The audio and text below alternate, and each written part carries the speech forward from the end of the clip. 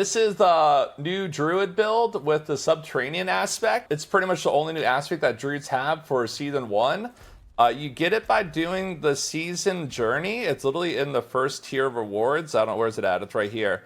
It also drops, right? So you just do like 7 out of 9 of these early objectives and you can just get it early on. The subterranean aspect that you get from the completion stuff, when you put it in there, you just select like this little drop down menu, seasonal, and then you can just use it as many times as you want. Where is it at? It's right here. Oh, there it goes. So yeah, once you do your season journey, the first one, you do the objectives and you unlock the subterranean aspect and it drops also. You can just come to the cultist here. You go to your Codex of Power, you put your filter on, season, my character only, and then you can just apply it to your weapon as much as you want. So this build revolves around that. So it's whenever you activate your Poison Creeper, it'll also cast a Landslide. And then also it synergizes very well with this aspect right here, which is Aftershock. So it causes another Landslide to be cast. The build, the bread and butter for the build, right, is your subterranean aspect, your Aftershock to create extra pillars, your trampled earth aspect, so your trampled earth also casts landslide stuff, and then symbiotic, whenever you trigger Nature's Fury, it resets your cooldowns. And then also the pack leader spirit boon, so your critical strikes reset your companion skills. And then in your skill tree, right, you're obviously running Nature's Fury. So when you cast an Earth skill, it's a chance to trigger a free Storm skill. And when you cast a Storm skill, you have a chance to trigger a free Earth skill. And you know what Earth and Storm skills are because you hover over the ability, right? It has all the tags, right? Storm Strike, Basic, Storm, Nature, Magic. Landslide, Core skill, Earth skill, Nature, Magic. And if you notice at the bottom right, it says physical. So these are all these things that these skills scale off of. And then that's lightning damage, but you're not really scaling lightning damage. So yeah, if you're ever wondering like what affixes are good for your character, you can just hover over your skill and it'll tell you. If you ever get like a unique power or something, and it like changes something up, you could like hover over it, right? And notice your Earth skill, they're now Werebear skills. So if you run a Vasilis or something, which you could run, your Landslide also scaled off of Werebear affixes and shape-shifting affixes. So yeah, if you're ever wondering like how to scale your build's damage, just hover over your skills. So anyways, let's go into the gear overview for this character. It's very basic. You don't need any unique items at all. So that's why it's a wonderful starter for helmet. You just want like life and cooldown reduction and like armor. And then you're running the Nature's Fury aspect here. You can also run Nature's Fury on your amulet for more cooldown reduction. In your chest, just pure damage reduction mods. Life, damage reduction from close, damage reduction from fortified, total armor, damage reduction from ranged. Just all damage reduction stats. On gloves, landslide damage for your skill, that's the most important. Crit chance, lucky hit chance, attack speed, damage to injured, critical hit damage with earth skills, all really good. For your pants, same exact thing, just only damage reduction mods. You want quad damage reduction, so life, armor, damage reduction from close, damage reduction from range, damage reduction from injured are all really good. And then you want the disobedience aspect. They nerfed it, but it's still required. You're not going to drop it pretty much ever. Also here, like on the gloves, you have the landslide aspect too. I already went over that though. It's like the bread and butter, the Aftershock. On your boots, you basically just want as much movement speed that you could get. Max evade charges for more dodging. Spirit cost reductions, all right. You can get damage reduction while injured. Willpower, plus stats, increased movement speed after killing an elite. On your weapon, pretty much early on, you don't want to be too picky with your weapon. You just want to pick anything that has a lot of item power, that has any stats affixes that scale with your skills. So vulnerability damage, crit damage, damage to crowd control, damage to close, physical damage bonus, stuff like that. Anything that just boosts your skill's damage. And then in the D4 planner, it goes into specifically what stats are best in slot. Even like willpower, all stat is really, really good too. Anything that scales your damage up. And this is where you're going to put your trampled earth aspect. Notice I got a perfect one. This is the drop aspect, so you just have to find on the ground. You could like gamble like bracers or offhands to get it. Then you just implement on there. Your necklace, you basically just want a necklace with movement speed on it, damage reduction stats, and cooldown reduction. Cooldown reduction, very, very important for the build. Probably the most important thing, so as much cooldown reduction as possible, movement speed, and then damage reduction. I haven't got a good amulet yet, so I'm just running pure damage reduction. Yeah, I'm playing hardcore right now. I'm in World Tier 4. I started at level 61, so we're progressing through World Tier 4. So I need as much survivability as I can. Rings, just damage mods, so crit chance, crit damage with Earth Skilled, vulnerability damage, physical damage.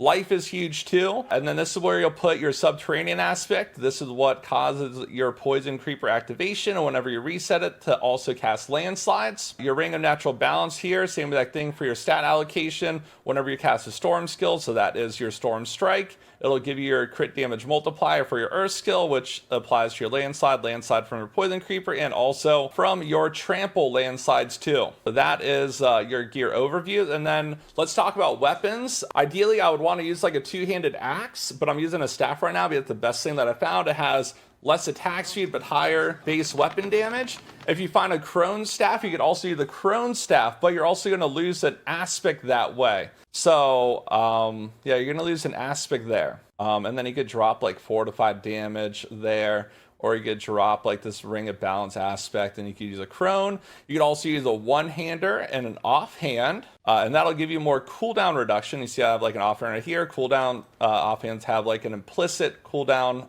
reduction on it, and then you could also get cooldown reduction there. So having like a totem and then like a one-handed axe is extremely good too, and that allows you to put an extra passive on. So you just run a trample slide on your neck, put fortify force skill on here, and then you could use like an accelerator aspect, or you could do like more damage, more crit damage when mobs are CC'd. On your boost, you just want plus fortify to your earth skill, that grants you plus 2 ranks, or you could run this unstoppable aspect, which just gives you more movement speed. So when you have unstoppable from an earthen bulwark, you could zoom around some more. And it's just I don't know where I have it. I have a perfect one somewhere. It's this thing. So you just want this aspect for your boots. The Ghost Walker mobility aspect. When you're unstoppable, you gain 25% movement speed, so speed is key when you're farming. Now also, if you get like a Vasilis helmet, you could use a Vasilis helmet. You could also use like Insatiable. So what this will end up doing, if you hover over your skill, right, you see the tags for the damage, it'll add in the Werebear and Earth skills, right? So now your landslide is affected by Werebear multipliers. And then since Insatiable Fury, right, it grants +3, it's actually +4, like when you upgrade it. There, right, it'll give you more ranks of your landslide. But if you upgrade this fully, it's actually +4 ranks. It's not +3 ranks. Yeah, if you run like a Vasilis, right, if you want to drop some of these aspects, well, I wouldn't really recommend, because you're going to drop a lot of survivability, but you gain damage, right? You see Insatiable Fury, it said it grants +3, but it actually grants +4. So watch, +8 out of 5, equip it, 12 out of 5. So that's like just an alternate setup if you want to use it. It's a lot less survivability though. Now let's go over Spirit Boons. So first Spirit Boon is reduced damage from elites. When you first like do your level 15 Stronghold and you get your first Spirit Boon, the first one you're going to lock those Pack Leader, because this is like one of the bread and butter of your skills. Your critical strikes will have a chance to reset the cooldown of your companion skills. So whenever you're in a density, you'll be able to spam your Poison Creeper, and that Poison Creeper will cascade out landslides. Okay, so always unlock Pack Leader first. So that's 25 Spirit Boons. Then after that, 75 for this one. Your specialization is going to be in your Deer or Moose, and you just want to do crit here, and then you want to do critical hit damage here. If you're feeling like ultra squishy, you could go like 14% more life instead of critical hit damage, but yeah, I just recommend the damage setup. And then this one over here, Masochistic, your critical strike, the shapeshift skills will heal you. You don't really have like another option until you start using Petrify, which you'll swap over to Calm Before the Storm. So I'm not using Petrify yet, but it is one of the endgame setups, and I'll go into why I'm not using it yet. But it is best in slot. So later on, you'll swap Bloodhowl for Petrify and use Calm Before the Storm. So now let's go into the skill breakdown. Your generator, this is just Storm Strike. This is the proc damage reduction, 15% DR. It's down from 25. It also has vulnerability. They nerf vulnerability. Still one of your most desired stats in the entire game, so it didn't really make a difference. Over here, max out Landslide, go Enhanced Landslide, and then do Primal Landslide for the Terra Motes. Some people also use Raging Landslide, but I prefer Primal. Over here, Heart of the Wild, Wild Impulse, this is straight up damage juice, right? 15x damage. Now, Earthen Bulwark, this is going to be your Unstoppable, so to break those pesky CC effects, and then you want to generate Fortify also. You want to spec the Ancestral Fortitude, just 1 point, it gives you some resist, it's just a prereq for Vigilance. So whenever you cast one of your skills that has a defensive tag on it, it gives you that 15% damage reduction for 6 seconds. Earthen Bulwark and Bloodhowl. This is actually why I'm using Bloodhowl right now, because currently I don't have enough cooldown reduction. Also, I'm playing hardcore, so I need to keep this active damage reduction buff up. So I'm currently running Bloodhowl. This will give me a heal whenever I kill mobs to reduce the cooldown, and it guarantees me more spirit, so I can spam a little bit more early on. So yeah, we're just using some Bloodhowl to proc Vigilance and give us more spirit and give us more heals while leveling. And I actually have a leveling build for this, and I recommend using Bloodhowl during the leveling. So if you're just starting this build, there will be a link to the leveling build in the video too. Now over here, you need your Poison Creeper, Enhanced Poison Creeper, and then Ferocious Poison Creeper. Early on, you could actually use Brutal for the crit chance. But now I'm just kind of like using Ferocious Poison Creeper. Down here, in this cluster, this is your Wrath cluster. You just need Trample. You technically only need 1 point, but currently, since I'm still casting Landslide a little bit, I'm second all into Savage Trample for more spirit generation, and I'll respec out of that later on. The actual build guide represents that, and then I'm using a little extra damage. I have to use this, right? No choice. And then over here, Crushing Earth is damage multiplier, more damage, multiplicative times X. Stone Guard, same thing, more damage for your Earth skills, and then Critical Strikes give you Fortify. Over here, Neurotoxin, this is for slowing, so like whenever you poison stuff or your Poison Creeper, it slows them, activates like the CC effects, so you get the multipliers from your Paragon boards and for your gear to slowed or crowd-controlled enemies. And then Venom, they actually nerfed it. It's only an additive damage multiplier now instead of multiplicative. So it's still good though, you want that. Then this little cluster down here, an ultimate cluster, Defiance, Nature skills, deal damage to more elites, hover over your skill, and nature damage makes sense.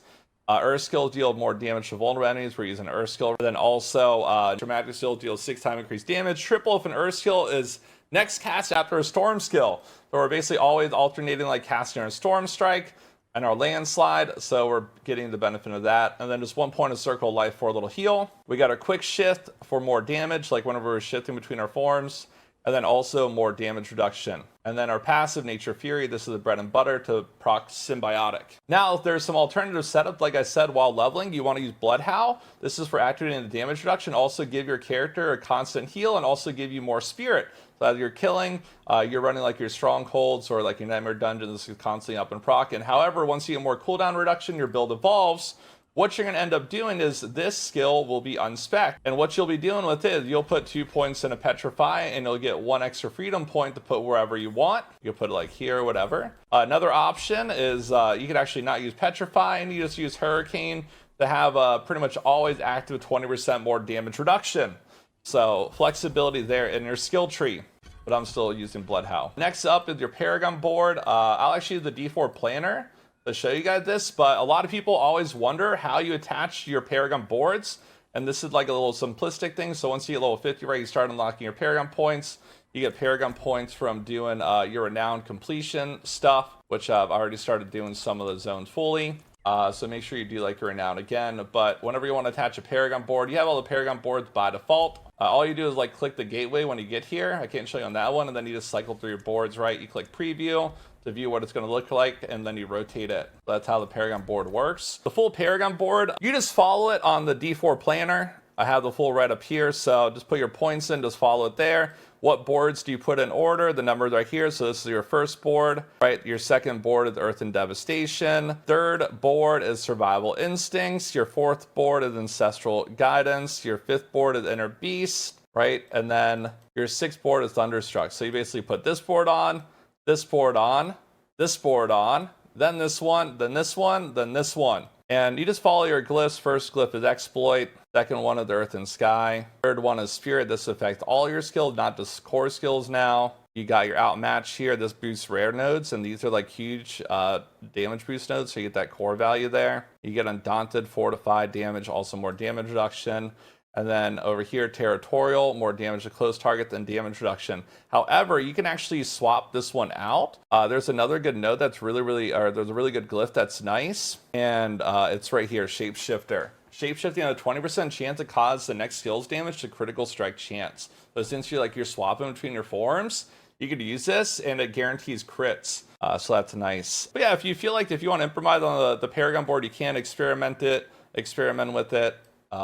if you want. You don't have to follow my board exactly, but this board's pretty min-max for the build so far. Other than that, that's basically the entire build. Really nothing else. I think there'll be like some clips and stuff like that. If you have any questions, you could ask them in the comments section or just come to the stream, and I'm more than happy to respond to all the questions. Anyways, that's basically the new SubSlide build. I guess in terms of strength, it's probably stronger than Pulverized, as strong Pulverized. I really want to see how it develops. And while leveling, it's been really, really good ever since they fixed the subterranean aspect. Also, oh yeah, one more thing. I forgot about something. The Malignant Hearts that you want to use for the new mechanic, I like this defensive one. So it's like you become immune to damage if you lose more than 20% of the life in one hit, but I'll eventually swap this to the Barber, which is really good for your clear. It like stacks up the damage of the huge explosion. It's almost like area damage in Diablo 3. This is an additive critical hit damage multiplier. You're always critting, so getting that crit damage early is really nice. And then also here, the Brutal Heart, the defensive one, it does some damage reduction and then a little AoE explosion, which is nice. You also got some alternative setups. If you're using Petrify, this will group up all the mobs onto your character, but it's kind of dangerous because all the on-death explosions could potentially hit and kill you too, especially if you don't have like a form of unstoppable up. So really good for grouping and clearing, but also potentially very deadly. This one's also really, really nice because you're able to generate like a lot of life and a lot of like healing. When you're above 60% life, your core skills will not cost resource and cost life instead, and they deal increased damage. That's pretty much it. That's all you really want to use for your Malignant Hearts.